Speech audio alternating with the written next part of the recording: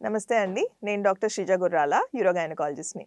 అయితే ఇప్పుడు శ్రావణ మాసం వస్తుంది. చాలా మందికి కామన్‌గా అనిపిచ్చేది ఏంటి అనంటే పీరియడ్ వచ్చేస్తదేమో, ఆ పూజ ఉంది, వాళ్ళ ఇంట్లో పేరంటం ఉంది, అందుకని వెళ్ళాలి. సో, పీరియడ్ పోస్ట్‌పోన్‌మెంట్‌కి ఏదో ఒక పిల్ ఇవ్వండి, లేదా ప్రీపోన్‌మెంట్‌కి పిల్స్ ఇవ్వండి అని కామన్‌గా క్వెషన్స్ అడుగుతారు. అండ్ చాలా టెన్షన్ పడుతూ ఉంటారు దాని గురించి.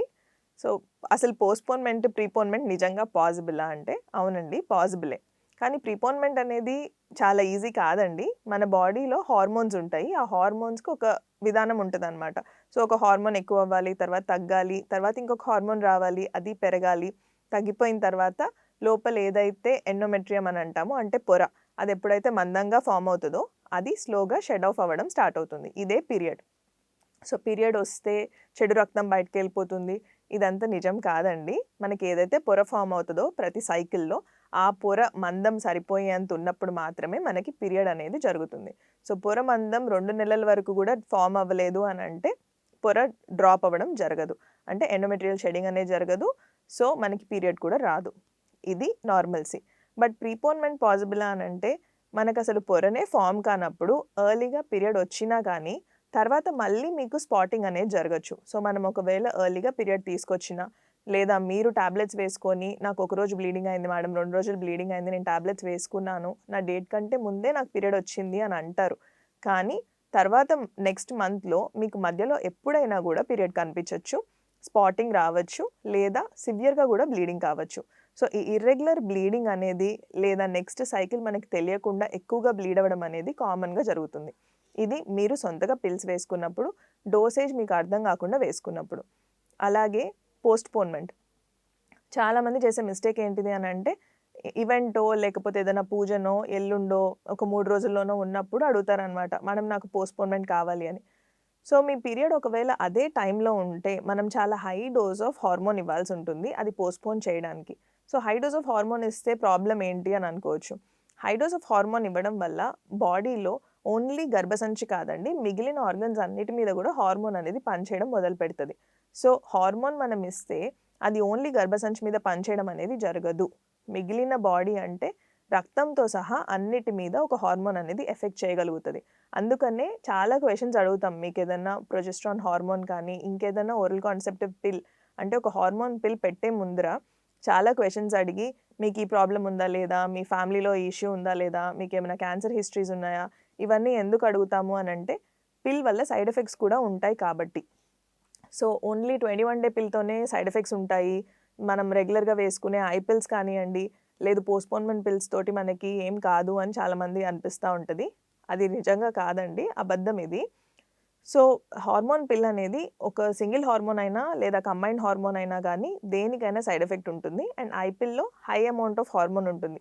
సో, ఐ పిల్ యేసుకున్న తర్వాత ఒక 2, 3 సైకిల్స్ వరకు మనకి ఏ టైంలో సైకిల్ ఒస్తుంది, ఏ డేట్ కూడా సరిగ్గా చెప్పడానికి ఉండదు. మధ్యలో మధ్యలో స్పాటింగ్ వచ్చినా అది గూడా బ్లీడింగ్‌తో సమానంగానే వస్తుంది.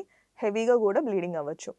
సో, ఈ పోస్ట్‌పోన్‌మెంట్ పిల్స్ అనేటివి చాలా ఎర్లీగా కాకుండా, మీరు ఒకవేళ ఏదైనా ప్లాన్ ఉంది, ఈవెంట్ ఉంది అనుకున్నప్పుడు, ట్రిప్ ఉంది అనుకున్నప్పుడు, ఒక 2-3 వారాల ముందే డాక్టర్‌ని కలవండి. సో, మీ డేట్ ఎప్పుడొస్తుందనే అంచనా వేసి, దాన్ని బట్టి మీకు ప్రొలాంగ్డ్‌గా మెడికేషన్ ఇవ్వాలా? అంటే మీకు ఒక 10 రోజులు, 20 రోజులు మెడికేషన్ ఇవ్వాలా? లేదు ఇమ్మీడియేట్‌గా ఇచ్చి పీరియడ్ వచ్చేలా చేయాలా అనేది డాక్టర్ డిసైడ్ చేయగలుగుతారు. కొంతమందికి మ్యారేజెస్ ఉంటాయి. సో, మ్యారేజ్ కోసం పోస్ట్‌పోన్‌మెంట్ పిల్స్ అడుగుతారు. బట్ మీకు వేరే ఈవెంట్స్ కూడా ఉంటాయండి. అందుకని ప్రొలాంగ్డ్‌గానే మీకు బ్లీడింగ్ ఆపేటట్టు చేయడం బెటర్ ఆప్షన్ ఉంటుంది. అందులో మనం 21 డే పిల్స్ లాంటివి ప్రిఫర్ చేస్తామనమాట. అండ్ ప్రొజెస్ట్రాన్ పిల్స్ వల్ల, లేదు ఈ ఓరల్ కాన్సెప్టివ్ పిల్స్ వల్ల ఏం ప్రాబ్లమ్స్ ఒస్తాయి? నిజంగా ఏమైనా సైడ్ ఎఫెక్ట్స్ ఉంటాయా అంటే, కొంతమంది ఏదో ఈ ఒక్క సైకిల్ వాడాము, నెక్స్ట్ సైకిల్ నాకు నేచురల్‌గా వచ్చేసింది, అందుకని మానేసాము. లేదు ఇంకొకసారి మళ్ళీ వాళ్ళకి నచ్చినప్పుడు, అంటే డాక్టర్ ఎప్పుడో ప్రిస్క్రైబ్ చేసుంటారు. బట్ వాళ్ళకి మెడికేషన్ తెలుసు కాబట్టి, మెడికల్ షాప్‌కెళ్ళి తెచ్చేసుకొని వాళ్ళకి నచ్చినప్పుడు, నచ్చిన విధంగా వేసుకుంటూ ఉంటారు. బట్ అది చాలా రాంగ్ అండి. మీరొక్కసారి మెడికేషన్ స్టార్ట్ చేశారంటే, ఆ కోర్స్ లాగా మనం ఒక 3 సైకిల్స్ నుంచి 6 సైకిల్స్ వేసుకోవాలనమాట. లేదు ఒక 1 ఇయర్ వరకు కూడా కొన్ని కొన్ని సార్లు మీ హార్మోన్ లెవెల్స్‌ని చెక్ చేసి మీ డాక్టర్ మీకు అడ్వైస్ చేస్తారు. అంతేకాని ఇది ఒక్క సైకిల్‌కి వేసుకోండి, తర్వాత సైకిల్ మానేయండి, ఇంకొక సైకిల్‌కి మళ్ళీ వేసుకోండి, ఇలా యూజువల్‌గా ఎవరు చెప్పరు. సో, ఎప్పుడన్నా మీకు 21 డే పిల్స్ ఇచ్చారు అనంటే, ఇదొక కంటిన్యూయేషన్ లాగా ఇస్తారనమాట. సో మీరు ఎప్పుడు వేసుకోవాలి ఏంటి అనేవి మీకు ఏమైనా డౌట్స్ ఉంటే మీరు డాక్టర్ని అడిగి తెలుసుకోవాల్సిన అవసరం ఎంతో ఉంది. బికాస్ హార్మోన్ అనేది మన ఇష్టం వచ్చినట్టు వాడటానికి లేదు కాబట్టి. అండ్ ఇదంతా కాకుండా ప్రొజెస్ట్రాన్ పిల్స్ ఒక్కటే కాదు అండి, నార్మల్ ఓరల్ కాంట్రసెప్టివ్ పిల్స్లో కూడా మనకి మైగ్రేన్ ఉన్నా, లేదంటే ఫ్యామిలీలో ఎవరికైనా హార్ట్ ప్రాబ్లమ్స్ ఉన్నా, లేదు అని అంటే మనకి క్యాన్సర్ హిస్టరీస్ ఉన్నా, ఇది కాకుండా లివర్ ప్రాబ్లమ్స్ ఉన్నా కూడా మనకి అవాయిడ్ చేయమని చెప్తాం. బరువు ఎక్కువగా ఉన్న వాళ్ళకి కూడా దాన్ని కాషన్ తోటి ఇస్తామండి. ఏజ్ని బట్టి కూడా డిఫరెంట్ టైప్స్ ఆఫ్ పిల్స్ ఉంటాయి. ఒక ఏజ్ గ్రూప్ తర్వాత ఒక సర్టెన్ టైప్స్ ఆఫ్ పిల్స్ని అవాయిడ్ చేస్తాము. అండ్ మీకు ఒకవేళ స్మోకింగ్ హిస్టరీ ఉంటే ఇది మర్చిపోకుండా డాక్టర్కి ఇన్ఫామ్ చేయాలి. మైగ్రేన్ హిస్టరీ ఉంటే కూడా డాక్టర్కి ఇన్ఫామ్ చేయాలి. కొన్ని టెస్ట్లు మిమ్మల్ని ఖచ్చితంగా చేసుకోండి అని చెప్తారు. కొన్నిసార్లు లివర్ ఫంక్షన్ టెస్ట్ కానివ్వండి, లేకపోతే మీ కొలెస్ట్రాల్ టెస్ట్ కానీ అడుగుతారు. సో అలాంటప్పుడు ఆ టెస్ట్ చేయించుకొని డాక్టర్కి చూపించడం చాలా ముఖ్యం. అండ్ మీ ఇష్టం వచ్చినట్టు హార్మోన్స్ని వాడడం అనేది చాలా రాంగ్ అండి. సో దయచేసి హార్మోన్స్ని ఎక్కువగా తీసుకోకండి. దానివల్ల ఫిజికల్గా చాలా మార్పులు వస్తాయి. తర్వాత వచ్చే సైకిల్స్ చాలా హెవీగా రావచ్చు, మన కంట్రోల్లో ఉండకపోవచ్చు. అప్పుడు మనం ఎంత బ్లీడింగ్ తగ్గించడానికి మెడికేషన్ ఇచ్చినా కూడా డాక్టర్స్ ఏం చేయలేరు. అలాంటప్పుడు మళ్ళీ మనం హై డోస్ ఆఫ్ హార్మోన్స్ ఇవ్వడం చాలా కామన్గా జరుగుతుంది. ఈ మధ్యలో ఎక్కువగా చూస్తున్నాం, ఎందుకంటే ఎక్కువ శాతం మంది ఓవర్ ద కౌంటర్ పిల్స్ తీసుకుంటున్నారు. అంటే మెడికల్ షాప్కి వెళ్ళి వాళ్ళకి నచ్చినన్ని రోజులు పిల్స్ తీసుకోవడము, ఏదైనా ఈవెంట్ ఉంది అని అంటే ఇంతకుముందు ప్రిస్క్రైబ్ చేసిన మెడికేషనే మళ్ళీ ఇవ్వడము.